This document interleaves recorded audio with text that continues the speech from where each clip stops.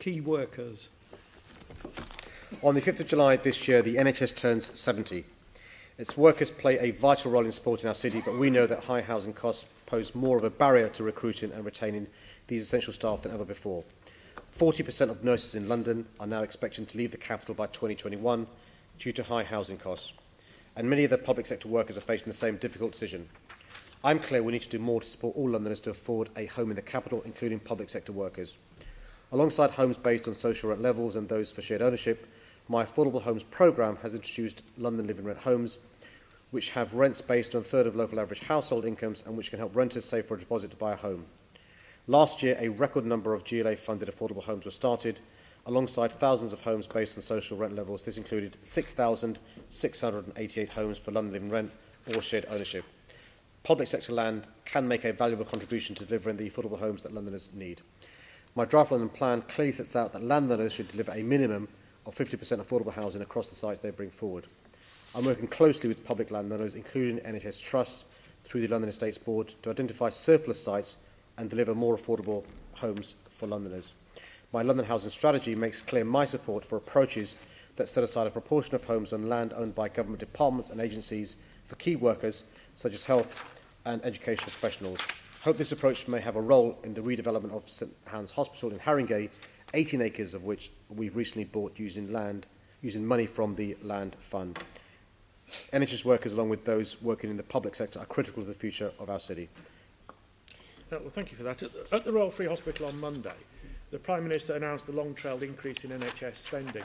When she was at the Royal Free, do you think she was aware of the reports that the Royal Free NHS Trust are intending to redevelop Queen Mary's House, a century-old building, into 162 luxury flats, changing its current use as affordable homes for 52 nurses and teachers? The Royal Free have been marketing the site since March 2018. Thank you for your letter about this, which I received today, in which you say the Royal Free is gauging the level of interest with a view to a possible sale in the future. However, I think this has gone beyond that. A website's been set up to promote the building as Hampstead Garden, a rare opportunity to create one of the most desirable new build schemes in London. The key worker tenants are all on short-term leases, and while the Royal Free said to find alternative accommodation for them, ever higher property prices means it's harder for Royal Free staff to live locally. To put it in context, it makes little sense to lose these homes for key workers when average monthly rent for a one-bed flat in Camden is £1,600, 78% of the average take-home pay for a nurse.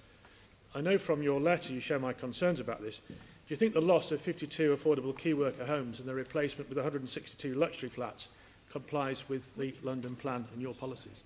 No. Thank you for bringing this to my attention, and we are now talking to the Trust. Our policies are quite clear.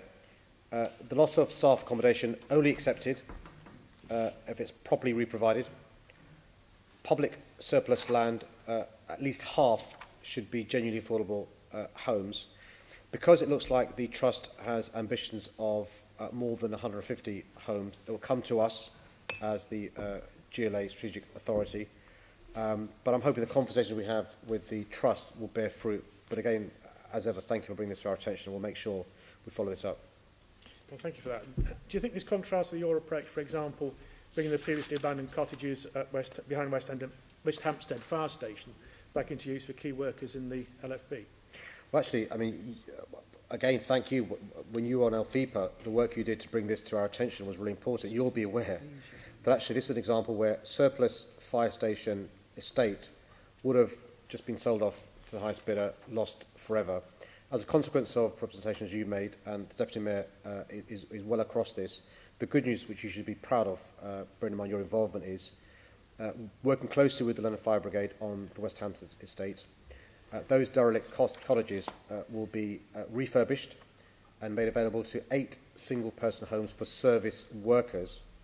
And it's a good example of us using surplus public estate for the benefit of key public sector workers. And Andrew, you should be really proud of that, your role you played in that.